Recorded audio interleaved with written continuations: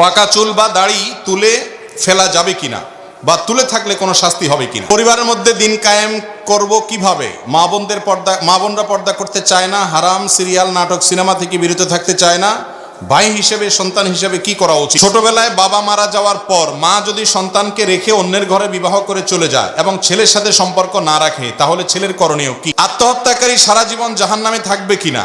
ছ্যাঁকা খেয়ে মাথায় যদি আত্মহত্যা চেপে বসে, তাহলে এখান থেকে বাঁচার উপায় কি? জালিমের জুলুম থেকে বাঁচার জন্য জালিম হত্যা করা যাবে কিনা? এই জালিম হত্যা করলে সমাজে অনেক উপকৃত হবে। আমি ইতালিতে একটি রেস্টুরেন্টে চাকরি করি, এক্ষেত্রে প্রায় সময় শুকরের গোশত নাড়াচাড়া করতে হয়, আমার কি গুনাহ হবে? আমার উপার্জন কি হারাম হবে? কবরের স্থানে টাইলস করা জায়েজ কি? দায়িত্ব পালন থেকে যদি কোনো স্বামী পালিয়ে বেড়ায়, তার কি গুনাহ হবে? নাপাক অবস্থায় কোনো নেকির কাজ করলে সওয়াব হবে কিনা? অনেক দিনই ভাইরা বিভিন্ন অঞ্চলের আঞ্চলিক ভাষা নিয়ে ঠাট্টা মজা করে, এদের উদ্দেশ্যে কিছু বলেন। মৃত বাবা মাকে স্বপ্নে দেখলে কি করণীয়? আপনার বাবা মা বা প্রিয়জনদের কাউকে যদি আপনি স্বপ্নে দেখেন, তাহলে সেক্ষেত্রে আপনার বিশেষ কোনো করণীয় শরীয়ত ঠিক করে দেয়নি যে আপনাকে দেখলে এত রাকাত নামাজ পড়তে হবে এবং পরিমাণ দান করতে হবে। তবে এটা ঠিক, আপনি স্বপ্ন দেখার পর যদি মনে হয় যে আপনার বাবা মা কোনো কারণে হয়তো তারা কষ্টে আছেন, স্বপ্নে দেখে যদি সেরকম মনে হয় আপনার কাছে, তাহলে আপনার কাজ হলো তাদের তরফ থেকে আল্লাহর কাছে কি করা? দোয়া করা, আল্লাহ আপনি তাদেরকে মাফ করে দেন। এর পাশাপাশি কিছু দান সাদেকা করবেন তাদের তরফ থেকে, গরিব দুঃখীকে, অভাবী মানুষকে, এবং মসজিদ মাদ্রাসাতে ভালো ভালো কাজে দান করবেন। এর পাশাপাশি মৃত ব্যক্তির জন্য জীবিতরা যত কাজ করতে পারে, তাদের পক্ষ থেকে উমরা করা, হজ করা, যত কাজ করতে পারে, এই কাজগুলো বেশি বেশি আপনার মা বাবার জন্য করবেন, ইনশাআল্লাহ বিইذনিল্লাহ তাদের উপকারে আসবে। পাকা চুল বা দাড়ি তুলে ফেলা যাবে কিনা বা তুলে থাকলে কোনো শাস্তি হবে কিনা, খুব গুরুত্বপূর্ণ একটা প্রশ্ন। অনেক সময় দেখা যায় আমাদের মাথার চুল একটা দুইটা বা কয়েকটা পেকে যায়, অনেক লোক সেগুলোকে খুঁজে খুঁজে তুলে ফেলেন, কারণ তিনি বুড়া হতে চান না।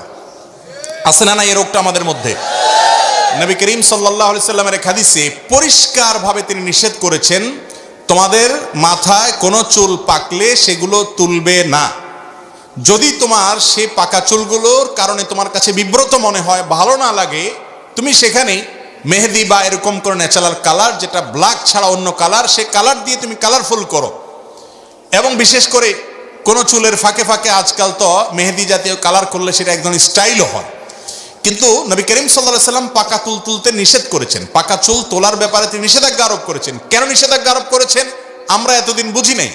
আমি গত কয়েকদিন আগে এই নিয়ে অনলাইনে ঘাটাঘাটি করতে করতে দেখলাম যে পৃথিবীর অনেক দেশের বড় বড় বিজ্ঞানীরা গবেষণা করে রীতিমতো এগুলোর উপরে অনেক দারুণ দারুণ তথ্য আমাদেরকে দিয়েছেন। এর মধ্যে একটা তথ্য বাংলাদেশের সম্ভবত চ্যানেল আইতে, চ্যানেলের অনলাইনে এবং আরও কয়েকটা জাতীয় দৈনিকে এই গবেষণাগুলোর উপরে বেশ কয়েকটা রিপোর্ট প্রতিবেদন আমি দেখেছি।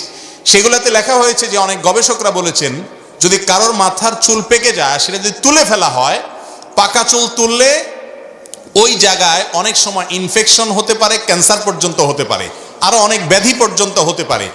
আর এছাড়াও এটা নানা দিক থেকে মানুষের স্বাস্থ্যের জন্য ক্ষতিকর, এই জন্য বিজ্ঞানও নিষেধ করে। মজার বিষয় হলো আমার নবী করিম সাল্লাল্লাহু আলাইহি সাল্লাম যেটা 1400 বছর আগে নিষেধ করে রেখে দিয়েছেন, কেন নিষেধ করেছেন আমাদের বুঝে আসেনি। এখন বিজ্ঞান প্রমাণ করে দিয়েছে যে তার নিষেধাজ্ঞার যথার্থতা আছে, রহস্য আছে। এখান থেকে বোঝা গেল কোরআন হাদিসে কোনো কিছু যদি আদেশ করে, কোনো কিছু যদি নিষেধ করে, আমাদের বুঝে আসুক আর না আসুক, সেটা মানার মধ্যেই কল্যাণ আর না মানার মধ্যে অকল্যাণ। অতএব মাথার চুল যদি পেকে যায় তো সেগুলো তোলা এটা ভালো না, স্বাস্থ্যের জন্য ক্ষতিকর প্রমাণিত। নবী করিম সাল্লাল্লাহু আলাইহি ওয়াসাল্লাম হাদিসেও সেটা নিষিদ্ধ। ভাই অনেক রাত হয়ে গেছে, আমরা বোধহয় বন্ধ করা দরকার। ফজরের নামাজ তো পড়তে হবে। ওয়াজ শুনতে রাজি আছেন? নামাজ কেমনে পড়বেন ফজরের? ফজরের নামাজ পড়তে পারবেন? সংক্ষেপে তো হবে না, কারণ সব কথা সংক্ষেপে থাকলে তো ফাঁকফোকর থেকে যাবে, তখন তো আরেক মুসিবত হবে।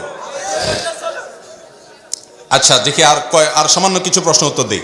পরিবারের মধ্যে দিন কায়েম করব কিভাবে, মা বোনরা পর্দা করতে চায় না, হারাম সিরিয়াল নাটক সিনেমা থেকে বিরত থাকতে চায় না, ভাই হিসেবে সন্তান হিসেবে কি করা উচিত? দেখুন, পরিবারকে যদি দ্বীনের শিক্ষা না দেয়া যায়, তাহলে নিজে দ্বীনের উপরে টিকাটা অত্যন্ত কঠিন একটা কাজ। আপনার গোটা পরিবার যদি দ্বীনদার না হয়, আপনি একা দ্বীনের উপরে টিকতে পারবেন না, খুব কঠিন কাজ। এই জন্য ছোটবেলা থেকে, আগে থেকে পরিবারকে দ্বীনদার করার চেষ্টা করা উচিত। যদি সেটা না পারেন, তাহলে যখন সম্ভব তখন থেকে তাদেরকে 1 নাম্বার দ্বীনি সার্কেলের সাথে, দ্বীনি পরিবেশের সাথে তাদেরকে মেশাবেন, উঠা বসা করাবেন। নাম্বার 2, তাদেরকে বেশি বেশি ভালো ভালো স্কলারদের আলোচনা শোনাবেন, সুন্দর সুন্দর বই উপহার দিবেন। নাম্বার 3, আপনার নিজের সুন্দর আচরণ, উত্তম ব্যবহার, আপনার নসিহত, এগুলো দিয়ে তাদেরকে দাওয়াত দিবেন। নাম্বার 4, আল্লাহর কাছে তাদের জন্য কায়মন বাক্যে দোয়া করবেন। এই চতুর্মুখী প্রচেষ্টা যদি আপনি করেন, বিশেষ করে আপনার আচরণ যখন সুন্দর হবে, তারা এমনিতেই আপনার কথা শুনবে এবং ভালো হবে ইনশাআল্লাহ। চেষ্টা করবো আমরা সবাই। আল্লাহ তাআলা আমাদেরকে আমলের তৌফিক দান করুন। এরপরের প্রশ্ন হলো, ভাই একটু আওয়াজ করেন না, আওয়াজ বন্ধ করেন ভাই, একটু সুশৃঙ্খল থাকেন, আওয়াজ করবেন না। আমরা 10 মিনিট প্রশ্ন উত্তর দেবো ইনশাআল্লাহ। ছোটবেলায় বাবা মারা যাওয়ার পর মা যদি সন্তানকে রেখে অন্যের ঘরে বিবাহ করে চলে যায় এবং ছেলের সাথে সম্পর্ক না রাখে, তাহলে ছেলের করণীয় কি? এটা অনেক ক্ষেত্রে দেখা যায় যে মা হয়তো বাবা মারা যাওয়ার কারণে বা বিবাহ বিচ্ছেদ বাবার সাথে হয়ে যাওয়ার কারণে অন্য কোথাও বিয়ে বসেছেন, হয়তো বাচ্চার ছোটবেলা থেকে আর খবর নেনও নেই, অন্য কারোর কাছে তিনি লালিত পালিত হয়েছেন। এই ক্ষেত্রেও ওই সন্তানের দায়িত্ব থাকে তার মার খোঁজ খবর নেয়া, মা হিসাবে স্বীকৃতি অন্তত দেওয়া। মা আমাকে সার্ভিস দিয়েছেন, তার বিনিময়ে আমি ব্যবহার ভালো করবো, ব্যাপারটা এরকম না। তিনি আমার গর্ভধারণকারিণী মা, এই একটি কারণে তিনি আমাকে ভুলে গেছেন, অন্যায় করেছেন, তিনি আমার খোঁজ খবর নেন নাই, অন্যায় করেছেন। কিন্তু সন্তান হিসেবে আমার দায়িত্ব হলো মায়ের সাথে সুসম্পর্ক বজায় রাখা, খোঁজ খবর নেওয়া, সাধ্য অনুযায়ী সেবা করা, মাকে খুঁজে বের করা, এটা সন্তানের দায়িত্ব, কর্তব্য। আমরা অনেকে এই সমস্ত ক্ষেত্রে হিসাবে ভুল করে ফেলি যে তিনি তো কিছু করে নাই, আমি কেন করব? কিছু করার দরকার নাই। আপনাকে গর্ভধারণ করেছেন এই একটি কারণে, আপনার জন্য তিনি মা, এবং এই পরিচয় কখনো চেঞ্জেবল না, পরিবর্তনযোগ্য না। আত্মহত্যাকারী সারা জীবন জাহান্নামে থাকবে কিনা? ছ্যাঁকা খেয়ে মাথায় যদি আত্মহত্যা চেপে বসে, তাহলে এখান থেকে বাঁচার উপায় কি? ভাই শোনেন, প্রথম প্রশ্নের উত্তর হলো, আত্মহত্যাকারী কখনো চিরকাল জাহান্নামে থাকবে? আত্মহত্যা করা এটা কবিরা গুনাহ, কিন্তু সাল্লাল্লাহু আলাইহি ওয়াসাল্লাম পড়তেন না, অন্যদেরকে পড়তে বলতেন। এত জঘন্য অপরাধ এটা, এই জন্য এটা থেকে বেঁচে থাকার চেষ্টা করতে হবে। জালিমের জুলুম থেকে বাঁচার জন্য জালিম হত্যা করা যাবে কিনা? এই জালিম হত্যা করলে সমাজে অনেক উপকৃত হবে। ভাই, কোনো মানুষকে হত্যার দায়িত্ব কোনো মানুষ ব্যক্তিগতভাবে নিজের হাতে তুলে নেবেন না। কেউ তার উপরে যদি শারীরিকভাবে আক্রমণাত্মক হয়, জুলুম করে, তাকে হত্যা করতে উদ্যত হয়, তিনি নিজের জীবন রক্ষা করতে গিয়ে যদি ওই লোকটা মারা যায়, তাহলে সেটা তার জন্য ভিন্ন কথা, যে তার আত্মরক্ষার জন্য লড়াই করতে গিয়ে তার হাতে ওই লোকটা মারা গেল। এটা অনিচ্ছাকৃত ভুল বলতে পারেন, এটা হত্যা নয় সেভাবে। কিন্তু একজন মানুষ ঠান্ডা মাথায় যত বড় জালিম হোক, আরেকজনকে হত্যা করার অধিকার এটা বিচারিকভাবে হতে হবে, কারণ সাক্ষী প্রমাণের ব্যাপার আছে। সে জালিম আপনার চোখে যদি জালিম হয়, হয়তো সে জালিম না, এভাবে যদি অনুমতি দেওয়া হয়, তাহলে আপনার চোখে আমি জালেম, আমার চোখে আপনি জালেম, সবাই সবাইকে ঘরে ঘরে মারবে, গৃহযুদ্ধ হবে। ইসলাম এরকম বিচার বহির্ভূত হত্যাকে অনুমোদন করে না। আমি ইতালিতে একটি রেস্টুরেন্টে চাকরি করি, এক্ষেত্রে প্রায় সময় শুকরের গোশত নাড়াচাড়া করতে হয়, আমার কি গুনাহ হবে? আমার উপার্জন কি হারাম হবে? যদি কোনো রেস্টুরেন্টে কাজ করেন আর শুকরের গোশত রান্না করা বা সার্ভ করা, এই সমস্ত কাজ আপনাকে করতে হয়, তাহলে সেক্ষেত্রে এটা আপনার জন্য জায়েজ হবে না, অন্য চাকরি আপনাকে খুঁজতে হবে। বিকজ ওয়ালা তাআওয়ানু আলাল ইসমি ওয়াল উদওয়ান, সূরা মায়েদা আয়াত নম্বর 2, আল্লাহ বলেছেন তোমরা গুনাহের কাজে, পাপের কাজে একে অন্যের সহযোগিতা করবে না। যে হারামটা খাচ্ছে, আপনি তাকে সামনে নিয়ে দিলেন, সার্ভ করে দিলেন, আপনি রান্না করে দিলেন, আপনি অন্যায় সহযোগিতা করলেন, হারামখোরকে হারাম খাইতে সহায়তা করলেন, এই জন্য গুনাহের কথায় উপার্জন জায়েজ হবে না। আর এমনি নাড়াচাড়া করা লাগছে, হাতে লাগছে, টাচ করছে, তাহলে হাত ধুয়ে পাক করে ফেলবেন, এর কারণে যে আপনার উপার্জন হারাম হবে তা কিন্তু না, যদি আপনি সরাসরি ওইটার কোনো সহযোগিতামূলক কাজে জড়িত না হন। কবরের স্থানে টাইলস করা জায়েজ কিনা?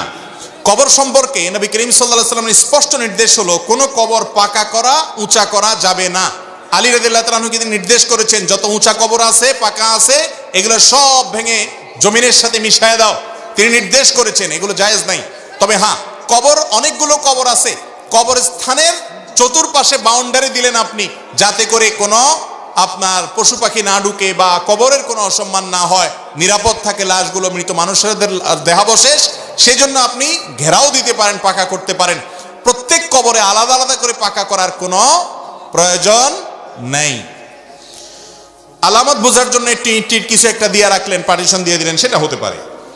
স্ত্রী সন্তানের দায়িত্ব পালন থেকে যদি কোনো স্বামী পালিয়ে বেড়ায়, তার কি গুনাহ হবে?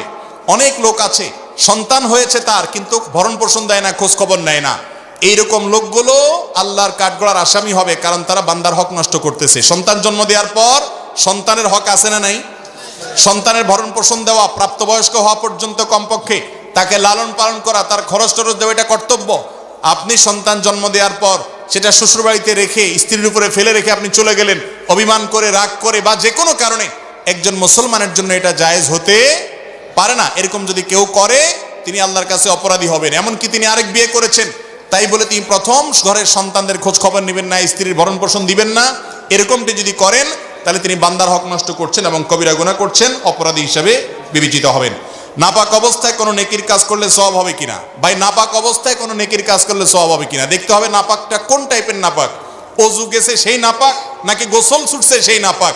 যদি অজু গেছে সেই নাপাক হয় তাহলে এই অবস্থায় প্রায় সব ভালো কাজ করা যাবে, শুধু নামাজ পড়া যাবে না, কোরআন ধরা যাবে না, তওয়াফ করা যাবে না, এছাড়া বাকি সব কাজ করতে পারবেন, কোরআন মুখস্থ পড়তেও পারবেন। আর যদি গোসল ফরজ হয় তাহলেও প্রায় একই কথা, কাছাকাছি। গোসল ফরজ হওয়ার পরে মসজিদে প্রবেশ করতে পারবেন না, কোরআন পড়বেনও না, কোরআন ধরবেনও না, তওয়াফ করার তো প্রশ্নই ওঠে না, নামাজ পড়ার তো প্রশ্নই ওঠে না। আর এছাড়া জিকির, আজকার, তাসবিহ, তেলাওয়াত, কালিমা পাঠ করা, ইস্তিগফার পাঠ করা, দুরুদ পাঠ করা এবং ইসলামী বই পুস্তক পড়া, গোসল ফরজ হলে ওযু করে এই কাজগুলো আপনি করতে পারবেন। যদিও বিলম্ব করে, গোসলকে দেরি করে এগুলো করা উচিত না, দ্রুত গোসল করে তারপরে পবিত্র হয়ে যাওয়া উচিত। অনেক দিনী ভাইরা বিভিন্ন অঞ্চলের আঞ্চলিক ভাষা নিয়ে ঠাট্টা মজা করে, এদের উদ্দেশ্যে কিছু বলেন। শুধু দিনী ভাইরা না, দুনিয়াবি ভাইরাও আছেন এরকম। আপনারা অনেক কম্পিটিশন দেখেন যে নোয়াখালীর ভাষা আর বরিশালের ভাষা, এই দুইটা নিয়ে কম্পিটিশন হয়েছে, যে যার ভাষাকে শ্রেষ্ঠ প্রমাণ করে আরেকটাকে পচানোর চেষ্টা করে, এরকম কম্পিটিশন দেখছেন না অনেকগুলো? এই কম্পিটিশনগুলো ইসলামী শরিয়ার দৃষ্টিকোণ থেকে কোনো ভালো কম্পিটিশন না। এগুলোতে মানুষের মধ্যে আঞ্চলিক যে সাম্প্রদায়িকতা সেটা তৈরি হয় এবং এগুলোর ফলে মানুষের মধ্যে পারস্পরিক বিরোধ বাড়ে এবং সম্পর্কের অবনতি হয়। মনে রাখবেন, একটু আগে আপনারা আলোচনা শুনেছেন, ইন্না আকরামাকুম ইনদাল্লাহি আতকাকুম, আল্লাহর কাছে নোয়াখালীর লোকেরও সম্মান মর্যাদা নাই, আপনার বরিশালের লোকেরও মর্যাদা নাই, এমনকি যদি কারোর মধ্যে ঈমান না থাকে আর লোকটা মক্কা শরীফেরও। আমাদের এই ভিডিওটি যদি আপনার ভালো লেগে থাকে তাহলে ভিডিওতে একটি লাইক দিতে পারেন এবং আপনার প্রিয়জনদের সাথে শেয়ার করতে পারেন, এবং এইরকম আরও ভিডিও পেতে আমাদের ইউটিউব চ্যানেলটি সাবস্ক্রাইব করে পাশে থাকা বেল আইকনটি অন করে দিন।